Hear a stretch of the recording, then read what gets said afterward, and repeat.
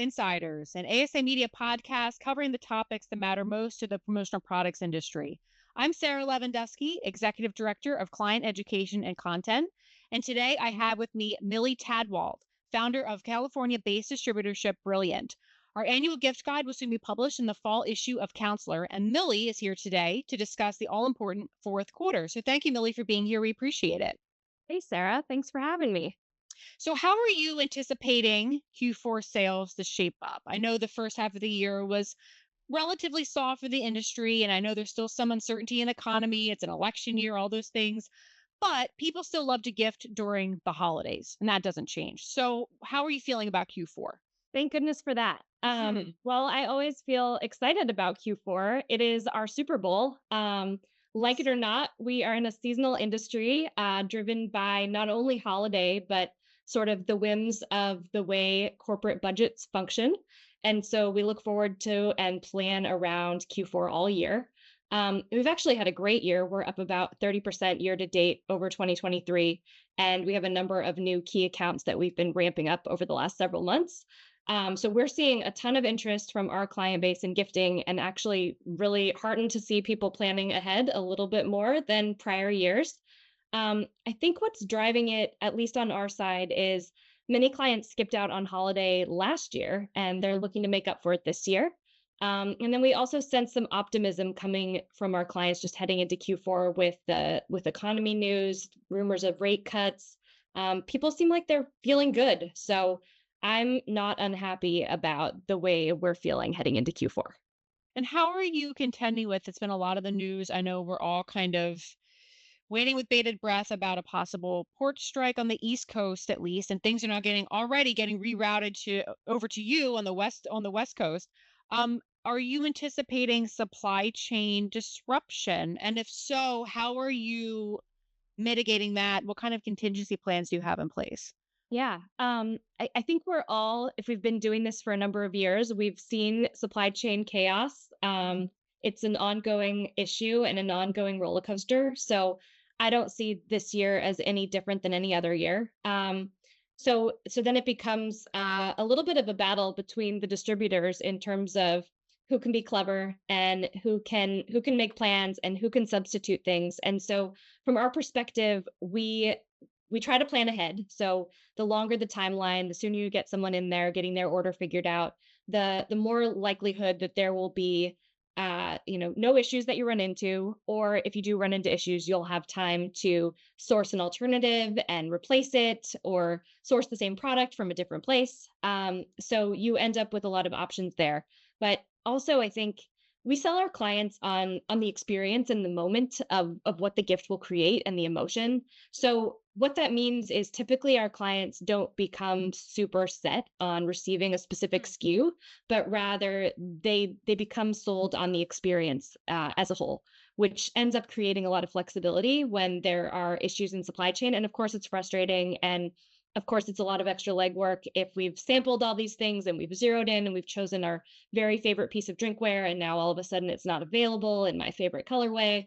And I think we've all been there feeling depressed that we can't give the exact thing we want to. But we find that because there are so many great alternatives out there, we actually don't have a ton of trouble navigating that sort of here's a substitute conversation. It just ends up being logistically a bit more work for us. And that segues well to my next question for you, which is kind of, in Q4, you call it the industry Super Bowl, right? And it's such a busy time. Yeah. There are a lot of moving parts. What are kind of the unique challenges to this quarter that impact sales, impact, end buyer satisfaction? Like what is kind of the landscape of challenges that you then have to navigate as you head into this quarter? Yeah, I think the logistics and the project management of it all are kind of at their peak, because we're trying to time everything to hit just right. We've got a fulfillment facility to manage, and we have to make sure that their calendar and utilization is steady and making sense and doable. Of course, there's a few options we have at our disposal, like adding another shift, adding temporary help, staffing up, outsourcing some of that fulfillment to some of our suppliers, if possible. So there are options, and then we also lose our quick ship options at a number of our go-to suppliers, which is always a sad moment, and our team always boos collectively when those bite the dust, as I'm sure you all do too. So I think if you're aware of the pitfalls and you're planning ahead and you're project managing, I think that's great. I also think setting expectations with clients is really key. So again, padding in time and setting that sort of work back schedule with the client so they know I need to approve the order by this day, I need to approve artwork by this day. They understand the consequences when they don't. We've certainly had cases. I know last year there was like a Thanksgiving phone call about a substitute mug, and no one left that conversation happy because they'd picked out the mug of their dreams and suddenly it wasn't available. And now we're all on Thanksgiving trying to figure out what we can substitute it with so that we can get the order out on time. And so trying to avoid those situations and get decisions made with ample time so that the whole project can come together on time and meeting expectations is critical. And then also having backup plans. So we're a big fan of the New Year's gift. And I actually think not just because it's a nice save, but New Year's is a great time to gift because people are now back in the office, the holidays are over, the hangover's wearing off, and it's dreary, it's cold, they've got a slog ahead, and receiving a gift in January is actually a real bright spot and can cut through the noise. So having those backup plans that you sort of genuinely believe are beneficial to the client can be really great to have in your back pocket. So what are you looking at as far as hot products, types of gifting trends, types of campaigns for clients this year in particular? Yeah. So choice and opt-in gifting has been huge all year. So at Brilliant, we have a platform called Preferred Gift, which is a cornerstone for us. It is a white label, brandable kind of redemption platform that allows clients to turn ordinary holiday gifts into full-blown campaigns with multiple digital touch points, a thank you note experience. We once had clients use Preferred Gift, a client use Preferred Gift to collect recipes along with addresses, and then they gifted a custom company cookbook along with an always pan. So that was a cool gift. Similarly, the sort of concept of merging branded merch and an in-person activity. Which relates a little bit to that sort of cookbook plus a pan. Similarly, combining a consumable with a more durable gift, like a snack with a nice piece of drinkware. It's always festive to sort of have an activity component, even if it's just eating a snack. Snacking is one of my favorite activities. I don't know about you. What else? Cold weather offsites, which I think is so fun to think about while we're all still sweating in most of the country. So cold weather offsites seem to be a trend that we're hearing a lot about. And then I would add quiet branding.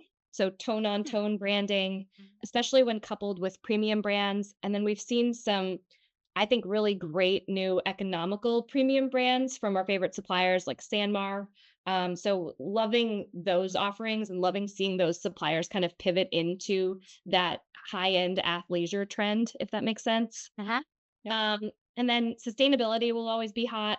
We're seeing a lot of that. Our client base is kind of a younger, more modern, fast-growing tech company kind of base. So they love sustainability, and we love all the options we have to offer along those lines. And then we're seeing a lot of retro. So bomber jackets, Top Gun. We've done a blockbuster throwback recently. Is 90s retro now? Yeah, I Yeah, know, right? I know. Crazy. I don't know. I'm gonna check the calendar. How did this Oh, happen? yes. What is happening? I'm how old? Yeah. Right, right. So those are some of the fun things we're seeing. Lots of good stuff and great to see that industry evolving along with the sort of broader world of trends in retail.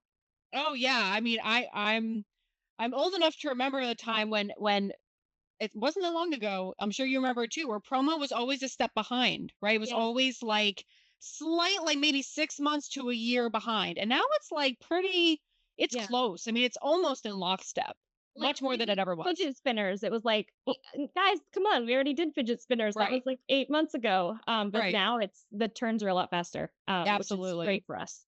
Yeah, and all the retail brands finally discovered promo and they're like, where have you been? And now it's Yeah. like you can find like retail can't wait to get into promo, which is fantastic. Um, You would think, yes. yeah. Um, what is your best piece of advice or pieces of advice for distributors who are starting to feel it now? It's Q4, starting to get Yeah. those orders in. What's your kind of, your parting take to distributors gearing up for the Super Bowl of the year? Yeah. So sell concepts, sell the experience, not just the products. Yeah. How does this specific product and combination of products convey your client's brand and message? This creates flexibility if there's inventory issues down the road, but it also creates kind of a higher value in the client's mind of what it is they're buying with you. They're not just buying swag, they're buying an emotional moment, which has actual business ROI. And we've found leaning into that is really important. Creating urgency. So inventory and production timelines tighten, of course. So pad your timelines and also be loud. Let your clients know. Keep them abreast of inventory fluctuating if you've got a big estimate hanging out. Lean on tech. If you have tech products or you have tech partners, consider a pop up holiday storefront or any other tech tools available to you. Consider the tried and true. So don't don't use the holiday season and Q4 to go experimenting with new, lesser known suppliers. Pick your favorites, the ones you can count on, who you know are your partners all year long, and that's when we lean into them. And then just in general, lean in. This is it. This is the Super Bowl. Q4 will end. Live it, love it, plan for it. When I first started Brilliant, I used to pack all the boxes myself in Q4 and my hands would get so cut up and I would look at my cut up fingers and say it must be holiday season. So my advice for that is you can actually wear gloves when you're packing boxes and it's very good to protect Mhm. the hands. I learned that far too late. But otherwise, I don't know, lean in. This is great. This is your chance to make money and make your clients' dreams come true and be Santa. So I don't know, just I think have fun with it because this is fun and special and it's a good time to be in promo. Love it. Well, thank you, Millie. We appreciate Yeah. your time today. Thank And for more information on Q4 sales, please visit asicentral.com/news and keep an eye out for the next issue of Counselor Magazine. Thanks for listening. Have a great day. Thanks, Millie.